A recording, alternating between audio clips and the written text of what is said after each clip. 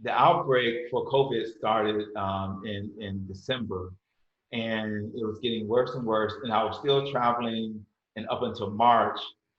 And in March, I was supposed to go to Sri Lanka and then to Bangladesh, and it all got canceled. Didn't happen. It didn't happen. So ever since then, I've been in Atlanta. Well, but your background is not in Atlanta. Tell me about the background that you're using today, Michael.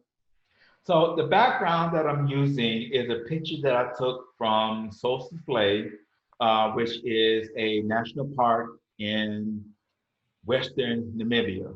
And Namibia is a Southern African country. It sits right above South Africa and just below Angola. It is semi-arid. They don't get a lot of rain, and Sossusvlei is a desert. Mm-hmm. And one of the more amazing things about this location, actually, a couple of amazing things. But one of them is that the sand is very red, and as you can see from the picture. Yeah, I can see that.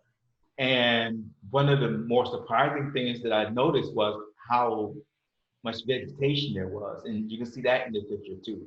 There's a lot of bright reds and greens that's growing there in this desert. But what really makes it beautiful, and that's not part of this picture, is that these are huge sand dunes. I mean, very huge. And they go right up against the blue ocean.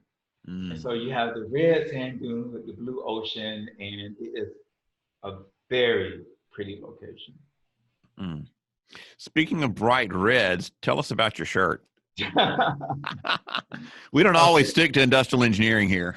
And so for those who know me, they know I love wearing, I guess, non-US clothing.